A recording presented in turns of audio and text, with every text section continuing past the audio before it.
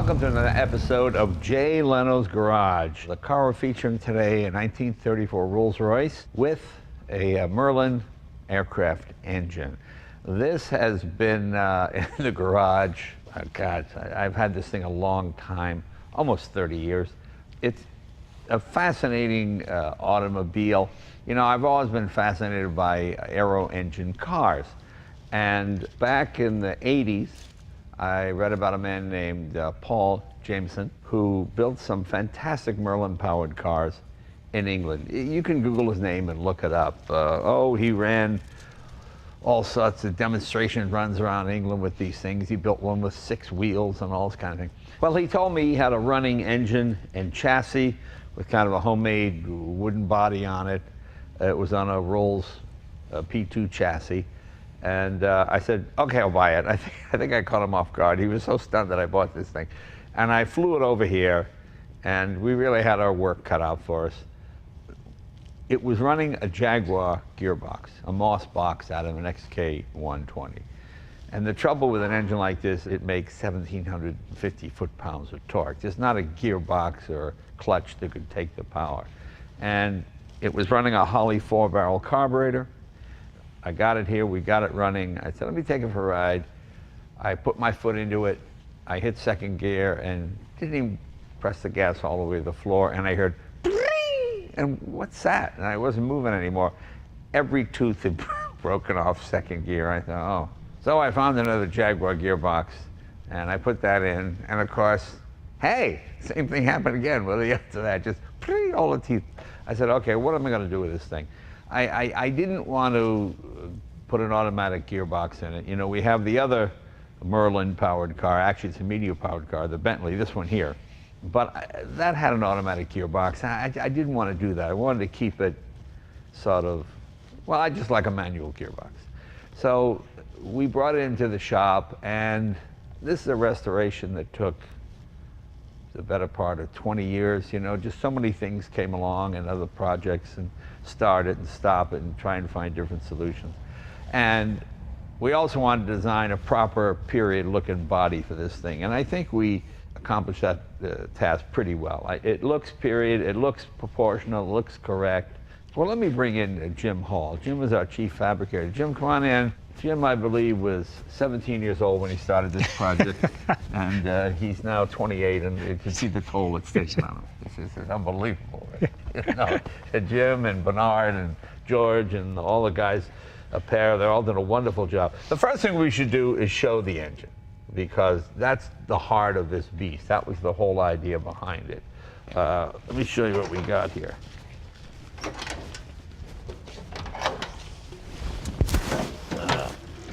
Okay. Here we have a Merlin Spitfire engine built in Glasgow, Scotland, birthplace of my mother. It's a Mark 114. It makes, I guess, without the superchargers, around 1,000 horsepower, maybe a little bit more. I mean, we're not going to put it on a dyno, no. Yeah, it's... We don't have a dyno that can measure it. That's really the idea behind it. It's a beautiful engine. You know I'm fascinated by these things. You saw the one we had on a test stand. Well, here, show that one. There we go.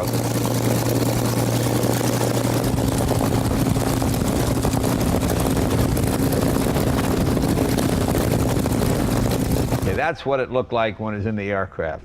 As you can see, it's mounted backwards with the propeller end mounted into the transmission, and the 2-stage superchargers are off it. We're running it normally aspirated now. We've got 6 Weber carburetors on it. And using our 3D printer, Jim and the guys made the intake manifold, and it seems to work pretty well.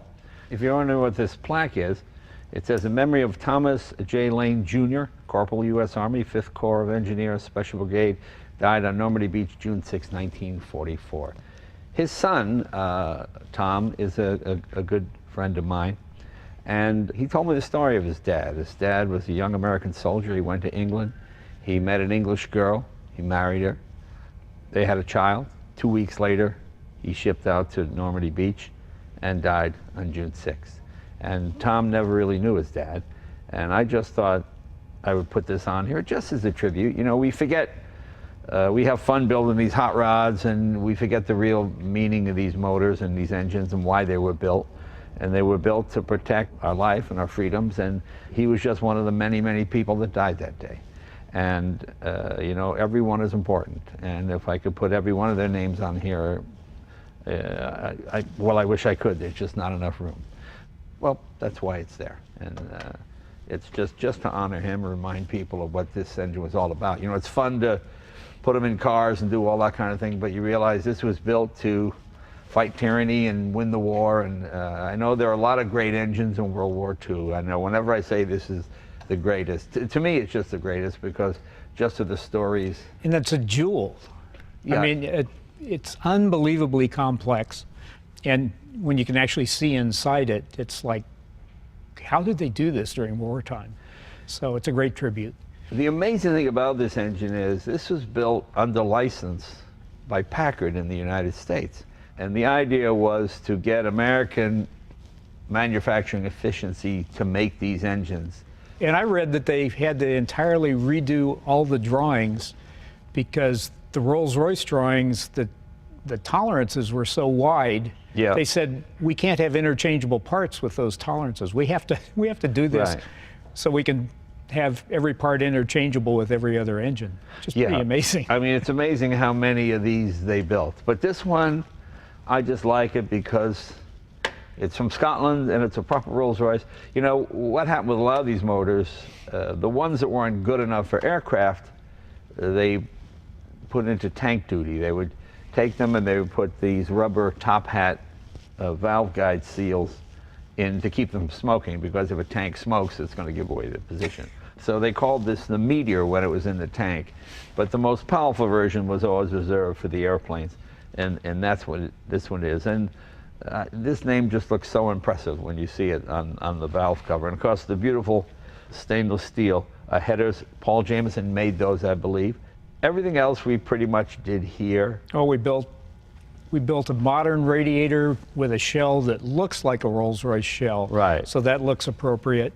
The cooling system, which we've talked about before, we added electric cooling pumps, because when you first got it, you said, boy, this thing overheated like nobody's business. Yeah, it really did overheat. And we're going to put this up in the lift in just a few minutes and show you how complex it is underneath, all the work that went into this. Because everybody tends to take these engines, put them in some sort of frame. The sophistication of the engine is sort of lost and everything. They just sort of go down, blow out rear ends and you know, everything else. We wanted to make this a proper manual gearbox, but one that could take this power. And we found this, what is it, New Venture? It's a New Venture NV 5600. Your good friend Gail Banks gave it to you. Gail is, you know, one of the leading guys in turbocharging and engineering, and just amazing. And the fact that you can actually get the power to the ground now, that's what's unbelievable. These wheels we rebuilt with much heavier duty spokes because, well, tires are cheap clutches. I didn't want to put big modern, this is not a dragster, you know, it's not something, I wanted to look period correct, but I wanted it to be strong and safe, because with 1,700 foot-pounds of torque, you could, I mean, these would look like toothpicks with the original wire spokes. When you put your foot in this thing, it pulls so strong. You always feel like you're taxiing, you know. You just, we've got 60 gallons of gasoline. We've got two 30-gallon tanks in this thing. Again, gas mileage, not the high point of the automobile, but it's not terrible. No, it's not and you get to see your friends at the gas station. Yeah, and you know, when you put it in sixth gear, you just take your foot off the gas and it's idling at 700 RPM and you're doing close to 80. So it's oh, that's not too bad. It's got disc brakes all the way around. The body, rear axle that we built, which is a Dana 60 rear axle. Right. So we had to do lots of custom things in order to get that functioning with all the rest of the Rolls-Royce stuff. We do not have a Rolls-Royce emblem on it because, although it is Rolls-Royce, they tend to get a little touchy about claiming, you know, hey, that's not really a Rolls. Well, we did leave just the little RR symbol on the hubcaps. Yeah, we left down the hubcaps and we left down the valve covers. Yeah. We didn't put the Flying Lady on there because back in the 60s, my friend John Dodd, he had he built a car called the Beast. Jameson built it, and I think John worked for a transmission company, European, I think. And anyway, he would take this thing, go tearing through the countryside in England, and he had the big Rolls-Royce lady on the front, and they sued him, and they went to court, and he rode to court and a horse. I mean, just a crazy, crazy story. So I don't want to go there. But I think Rolls-Royce would be proud of the workmanship. I mean, it's a Rolls-Royce chassis, it's a Rolls-Royce motor, Rolls-Royce hubs, dashboard, many other things. So it's a Rolls-Royce in spirit, put it that way. And whenever you drive this thing, you just feel like you're taxing, like you're on a runway all the time. And it does sort of just remind you of those brave men and women that gave their lives protecting our life and building these motors. Let's see, what else have we got here? As this was an original piece, it came with the car. Everything from here back we fabricated. I'm especially proud of the rear section of this car. I thought the guys did a great job. It really looks like a factory body, at least to me. You know, it's all proportional. It's just a big, giant roadster. And a lot of aluminum. And a lot of aluminum. This is reminiscent of the Bugatti Atlantique, which has the rear, has a spare tire under there. Have you got the tool? Let's open this up and show people what's it. I don't believe there's anything in here right now, but we've got tool chests inside the car to carry tools. And this opens up, see? We have some friction modifier. That's about it. But yeah, that's where the spare tire would go in there. You don't really carry a spare in this. I know this, well, what do you think this thing weighs? Take a guess. A lot of people say 7,000, 8,000 pounds. No, it's 4,800 pounds, which is not bad at all. Most of that is the engine, which is a good 1,700, 1,800 pounds. And then you're carrying about 60 gallons of fuel at, what, 6 pounds a gallon. Yeah, so 360 pounds of fuel. Yeah. We also have our oil tank. So there's another 9 gallons of oil. Is it only 9? It's only 9. Yeah, I guess that's right. Now, 4,800 is really not bad considering what it is. I mean, a Hellcat's probably 4,300, 4,400, maybe 4,500. Oh, yeah, modern cars. Yeah, modern cars. Of course, they're a little safer than this. Modern cars are safer than this. That is correct. But the idea behind this was to build a Merlin you could actually drive in LA traffic. Because a lot of guys build these aero engine cars and they just, you know, they'll go down a drag strip or they'll run for a few miles and then they overheat. Oh my gosh, you know. They don't use them as a day-to-day car. Not that I use this every day, but the idea is it's just fun to be able to drive it to car shows. I never wanted to, I don't like to trailer a car to a car show. It's a car. It should be able to get to a car show under its own power. You've got 400 miles or something on it? No, we've got a, what do you got? What's it say? Almost 1,000 miles on it. We got 1,000 miles on it. Well, and you were worried because it overheated so much when you drove it before. It's like, Jim, is this going to work? Yeah. And it's like, well, I think it's going to work, but I got plans in case it doesn't. Yeah. We haven't had to do it. No, it's worked well, and we're running our Evans coolant, this, the non-water-based coolant, because there's a lot of aluminum in these motors. Oh. This is my favorite thing. This is a hand magneto. These are very rare. In fact, what this does is, you have these magnetos, so the starter motor can only turn it so fast, and you're turning 27 liters in 9 gallons of 50 weight oil, so it's not going to spin real fast. So well, the magneto likes to be turned fast. Right, it makes better spark the faster it goes. So this is called a shower of sparks. What this does is, as you're hitting the start button, you spin this like this, and it just throws sparks to every cylinder, hoping one will catch, and then boom, when one catches, then the whole thing starts and you're off to the races. But it's just one of those sort of late, it's after World War I certainly, but not much after, because all the references I find seem to be mostly, yeah, World War I. Mostly World War I, but it's just one of those romantic things that makes it different from other cars and actually makes it hard to steal if you don't know what it is. I think we're ready to start it up and take it next door, put it up on the lift, and just show you how much engineering the guys did on this thing to get. Just did a beautiful job. It's really a wonderful thing to drive. It's the first one of these aero engine specials I've seen that's really just finished. And well, you're never really finished. You're always doing something with them, but roadworthy, say. I can take this in LA traffic and it's not a problem. Come on, I'll show you what we're talking about.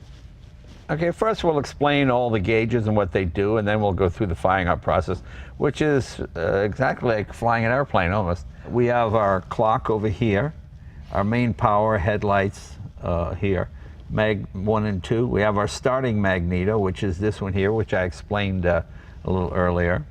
We have 2 tanks, 30 gallons on each side, that's left and right. Oil primer, very important. Tachometer, water temperature, oil temperature, speedometer. Now the first thing you need to do with this thing is hit the oil primer. That shoots oil throughout the whole engine. The most critical part of any engine like this is startup, because when you're starting it initially, the oil's not flowing. So what this does is essentially, for lack of a better word, gets the oil pump flowing, although it's not the actual oil pump, it's another pump. It shoots oil through everything, so everything is well lubricated the minute it starts. You want to have about 100 pounds of oil pressure before you actually start. So main power, okay, here we go. Oil pressure 20 pounds, 30 pounds, 40 pounds, 45, 50 pounds. Okay, give that about. You're good. Yeah, that's 50 pounds of pressure. Okay, we now have fuel. Starting mag on, left mag, right mag. We in neutral, yeah.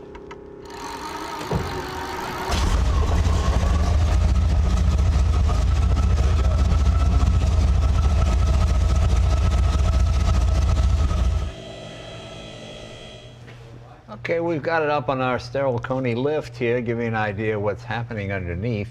It looks pretty clean considering it's got just about 1,000 miles on it. If you wonder what this is the transmission. This is a skid plate we put on there. Probably every couple of thousand miles we replace these runners here because this thing sits so low and it's so long that you scrape. So rather than scrape the transmission, we just see this whole thing comes out. It's like it's a skid plate or a roll bar for under the car. We're kind of forced into it because this power takeoff unit is what we use to run our alternator for our 24-volt electrical system. This car runs on 24 volts and 12. So the engine and the starter is 24 volts, but all the accessories are 12 volts. So we have 2 batteries back there, and we run it as a 24-volt system, and then we can pair off and make it 12 volts. But let's go back up here to our radiator. Okay, you got your water line. We have electric water pumps here, which help circulate, well, it's not water, it's Evans coolant. It's coolant in this thing. Well, and our thinking was, if you're sitting at a stoplight, this great big aircraft water pump is just barely turning over. It's not really pumping water. So by having the electric pumps on it, even if you're at a stoplight, it's getting good flow through the radiator and through the engine. And don't forget, this thing is meant to run at 3,000 to 4,000 RPM when it's in the plane. Riding around town, you're turning to 700, 800 RPM, you know. So it's not working as hard as it should. So these electric pumps augment that very nicely. These are all oil lines. You can see them going here, temperature switch there. We did the power takeoff already. You notice we have oxygen sensors here. We have those just to help set the carburetors. That's another one of those things Gail Banks is helping us with, to data log what's exactly going on, because trying to jet 6 carburetors, 12 throats for a 27-liter engine, yes. And plus I don't think there are any Merlins running on Weber carburetors. I just like Webers because they look sexy and it looks good under there. You got to mix, it looks kind of cool. I mean, what it had originally, here I'll show you this, just a big Holley 4-barrel carburetor, just dumping gas down there, and it just kind of went everywhere, and the cylinders were not very well, the front was getting more than the rear, you know, so now at least I think we're getting all the cylinders being fed equally. Clutch problems, what do we have here? Well, up in the bell housing, so like you said, it's a big heavy-duty truck transmission. and it's a dual plate clutch. So the clutch can take the torque. It's a standard clutch. It's an off-the-shelf item. It's not one of those racing clutches that we've sometimes dealt with. I mean, it was stunning. I put that Jag Moss box in there, and not like I'm nailing it off the line. I just, first gear, shift to the second. All right, let's give it a little bit of throttle. It was just, the gearbox is just all broken teeth. It's amazing how powerful this motor is. And you know, so many guys that do this aero stuff, they put the big automatic transmissions with the torque converters, but they just seem sluggish and it's not as exciting. And so, well, you like that manual transmission. I like having that. It feels like it should be. It feels like a proper car. They didn't even have automatics when this was. Well, they did actually. The Hydromatic came out in '38. I love that the 6-speed is an overdrive. So this thing, that's where you get that 600 RPM while flying down the freeway. And you can literally pull away in sixth if you wanted to. You can pull away in any gear in this thing. You know, that's what makes it interesting. But it's just more precise. You know, the other Merlin-powered car has an automatic box. It's just all over the place. Whereas this is it's just more exciting and more fun. Let's go to our drive shaft. Obviously, we had to make it incredibly a custom-made piece. That's a custom-made piece. Yeah. And this Dana 60 axle. Yeah, I mean, it's not that big, and it takes this power. It's impressive. It's an impressive piece there because you can just put all kinds of power to it. You see, we have the 2 battery boxes. There's your Dynamat up there. These are all your. Look at the nice job Jim did here with all these oil lines. Everything's nicely hung. Nothing's hanging down. There's no weeping. There's nothing leaking here. I mean, it's a real engineering feat. The guys did just a great job. All the electronics up here. It's just such a fascinating car to drive. You know, I was never a pilot, obviously, so the chance to be able to sort of fly a Merlin engine on the street. You know, it carries its weight up high. These cams are up here, so when you come to corners, it's, you know, it's a bit like Dolly Parton. It carries its weight up high, you know, so you have to sort of be careful with it a little bit. So the fact that this thing is running, and you can drive it, it's just amazing. You talk about feeling like you're taxiing, but we have a friend that has a P-51 that sometimes taxis out here. Right, yeah. And it's like, it's the exact same sound. Yeah, it is. The P-51s, a lot of times the guys will bring we're right on the airstrip, Burbank Airport, and you'll hear those planes and think, is that Jay coming in? No, that's the Merlin. Yeah, very cool. Tom Cruise has got one of the Merlins, with one of the Spitfires with this in it. He says a Mustang, a P-51 Mustang, but basically that's the Packard built version of the same motor. Let's see, anything else under here we have? Oh, this is our well, that's the Vanner box. So when you have a 24-volt system, you have to be able to charge both 12-volt batteries equally, and that's what the Vanner system does. Yeah.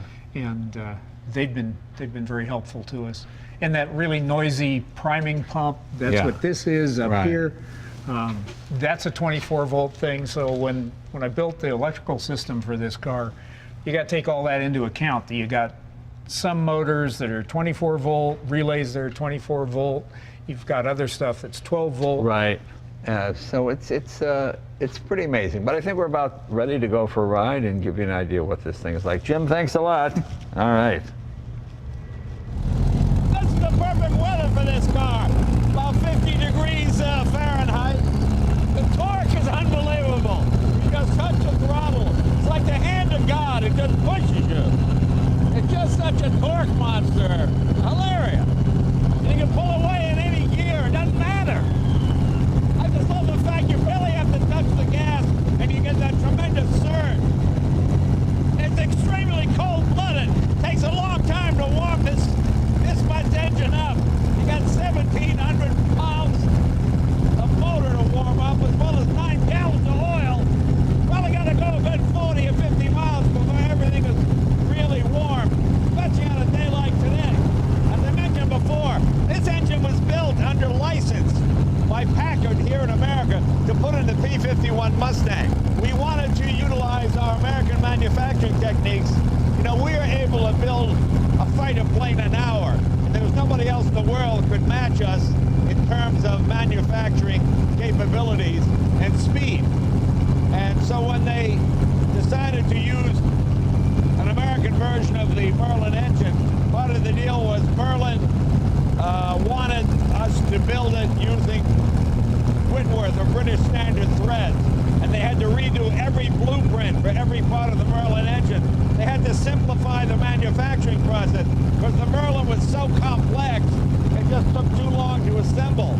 We needed to be able to assemble them like the way we assembled V8 engines. So it was an amazing undertaking for both the English and the Americans working as a team to translate those blueprints into American threads. You know, it's not like now where everybody kind of knows a little bit about metric and everything. Back then we didn't know anything about metric or British Standard. We just had American half-inch, quarter-inch, you know, like that. So it was just an amazing, amazing undertaking that they were able to pull it off. In fact, if you go to Jay Leno's garage, Merlin engine, you'll see a Packard-built version. I have one in my shop, and you'll see us fire it up with the propeller on the stand. It's an impressive sight. My friend Richard Peck has got a real Merlin engine aircraft utilizing this motor, and I got a chance to fly in that plane, and boy, it was really something. And you realize how brave the guys were that flew these things back in the day. I mean, believe me, driving around that street is exciting, but not nearly as exciting as piloting one of those. Pretty amazing aircraft. I drop it in 6th gear, and I'm turning about 400 or 500 RPM, and yeah, it's amazing. I don't think this engine ever ran this slow in its life. Probably can use a power booster, a brake booster rather, for the brakes. That's the next thing. We'll put a brake booster in. Takes an awful lot of pressure to stop this thing. But as you can see, the guys did a great job. Water temperature 108, about 180 degrees. Oil starting to get warm, about 125 degrees now. Here are some pictures of the build. Let me show you what this undertaking was. You know, you never really finished building a car like this. There's always some improvement you can do. That's why I always laugh when I watch these car shows where, people build a special in, you know, a couple of weeks, boom, it's out the door. Now, this is 25 years. Time to get some heat in it now. Here we go. As you can see, it cruises quite nicely. It's a little loud, but that's all right. You know, it's so funny just to have this much torque. You know, any kind of hill in any gear, you just touch the pedal and you go.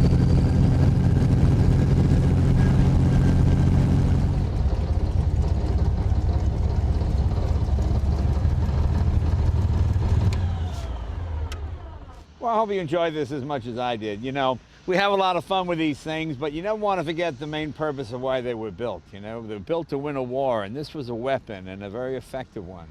And if it hadn't been for the men and women engineers and the guy who flew these things, we wouldn't be able to enjoy them today. So that's what we like to do. You know, if you feel like making a donation to a veterans group, please do it. You know, I think it'd be a nice gesture. And by keeping this in this car, I'd like to think this engine will keep running for long after we're gone, so people can get a chance to see and feel and hear what it was like. So, okay, thanks you guys. Hope you enjoyed this. We'll see you next week.